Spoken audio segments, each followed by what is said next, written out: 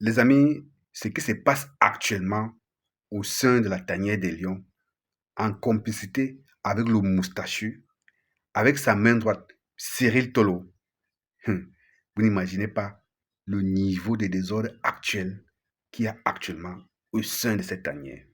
Je dis bien, le niveau de désordre est abyssal cette fois.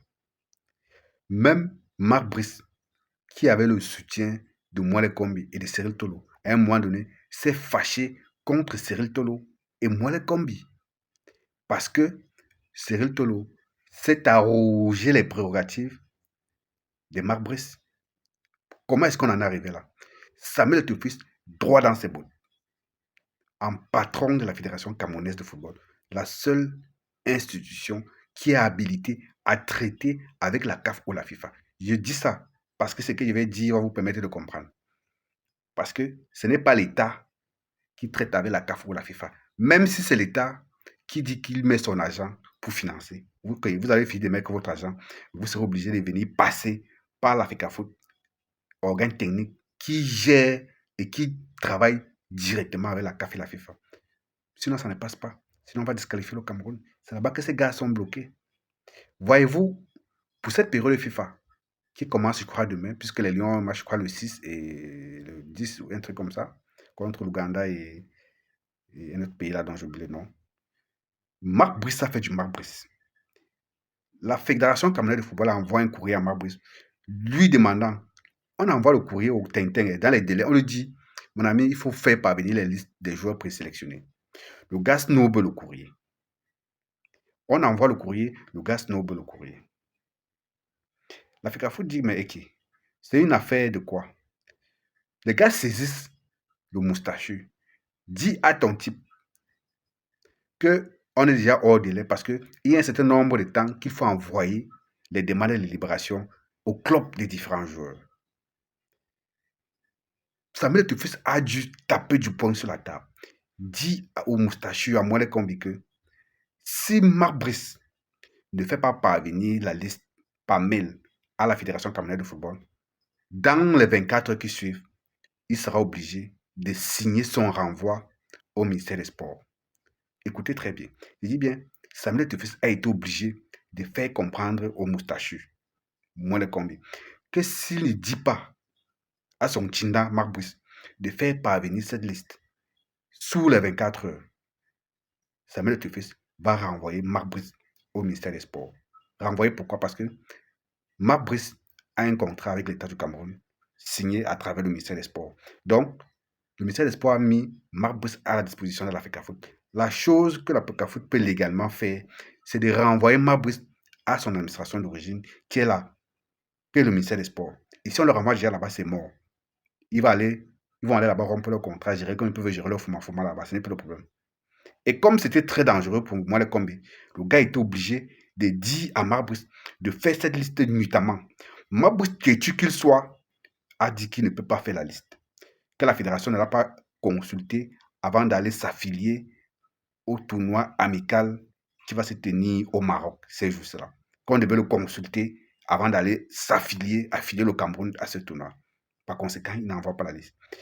Moale Kombi, étant dos au mur, a demandé à Cyril Tolo, son bras droit que vous connaissez, de rapidement essayer de faire une liste et de faire parvenir ça à la Fédération camerounaise de football. Sous les 24 heures, c'est que Cyril Tolo tombe dans dehors, il contacte les gars à gauche, à droite. Les gars, ils sont de monter une liste à la vite fait, à la va-vite, voilà, comme on dit souvent. Résultat des courses, aujourd'hui, vous voyez que dans la liste, il y a des joueurs que ces gars ont appelés qui administrativement ne sont pas encore aptes à discuter un match avec le Cameroun. Il y a des joueurs blessés. Donc, des joueurs qui étaient déjà blessés au moment de la convocation. Mais comme ces Toto ne savaient pas, comme ils veulent faire le travail de l'Africa Foot à leur place, les gars, dans la précipitation, dans le fuma-fuma, les gars ont convoqué tous ces gens-là. Mabus, maintenant, s'est rendu compte que Moale Kombi a géré ça avec ses équipes sur place et on a déjà envoyé certaines listes à l'Africa Foot. Oui, ce joueur on appelle quoi, Dany Manasso, de FC Porto, le FC Porto a refusé de libérer Dany Manasso parce que la convocation est arrivée en retard. Le règlement de la FIFA demande que les fédérations nationales doivent envoyer les invitations au moins 15 jours avant. Mais comme on a un rebelle, un tintin, un têtu, un délinquant à la tête de notre équipe nationale, en la personne de la brocante Marc Brice, la brocante belge, oui, Marc Brice, soutenu par le moustachu et l'homme à la punk. Les gars sont en train de faire le véritable fuma.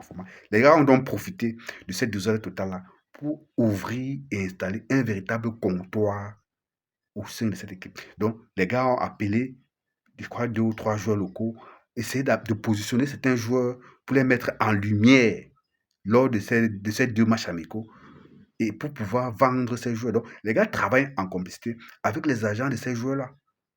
Vous voyez un peu? Donc, les gars créent le désordre pour mieux travailler, en fait. Comme on dit souvent que pécher en eau trouble, non. Tu crées l'eau trouble pour vouloir, mais la même tactique que le gars a l'habitude de faire. Les gars créent toujours le désordre pour qu'on les anciens entraîneurs de façon abusive. Après, les gars vont laisser partager les indemnités et les retours de commission. C'est pareil, donc, les mêmes causes produisant les mêmes effets. Voilà, actuellement, la situation au sein de notre tanière. Je dis bien, voilà la situation au sein de notre tanière. Et il y a un autre problème qui arrive, certainement lors du prochain rassemblement, le problème des binationaux. Je vous ai parlé de ça un peu en filigrane lors de l'une de mes précédentes vidéos. Il y a les binationaux qui ont été, à un moment donné, ont été marginalisés au sein de cette équipe et qui ont commencé à lever du ton. Hein. Cette vidéo que j'ai faite sur Jean-Charles Castelletto, dans laquelle le gars répondait à Marcus clairement que Marcus a décidé de ne pas être rancunier, ça en dit long. Pour ceux qui n'ont pas compris de quoi est-ce que je parlais, les binationaux se parlent entre eux. Et désormais, les gars ont décidé de ne plus se laisser faire. Et ce que Castelletto a dit, c'était ce que la majorité pense tout bas. Est-ce qu'on se comprend là? Donc les gars, ce qui est en train de se passer maintenant là, si ça continue comme ça, 2025 au Maroc là, la CAN là, même un match nul, je ne suis pas sûr que vous allez avoir. Si ça continue comme ça, parce qu'on ne peut pas préparer une compétition comme la CAN dans ce genre de désordre qui a commencé maintenant, avec la complicité du ministère des Sports, de tout. Non, ça ne peut pas marcher. Il se gargarise tout le temps d'avoir arraché à la Fédération camerounaise de football la gestion administrative et financière. Voilà ça. Ça les dépasse. Lors du dernier rassemblement, on a vu le fiasco du voyage pour l'Afrique du Sud. C'était un fiasco total. Voilà ça. Encore, retard dans la communication des joueurs. Serito prend la place de l'Africa Foot ou des maps pour voilà faire le travail. Les gars font le fuma-fuma, ils profitent pour installer leur comptoir. Mais on va travailler comme ça jusqu'à quand? Ça ne peut pas marcher. Ça ne peut pas marcher. Ça met difficile à guetter dans un coin de l'œil. Il rit. Il rit. On connaît le moment où on va sévir. On connaît le moment où on va sévir. En tous les cas, à très bientôt.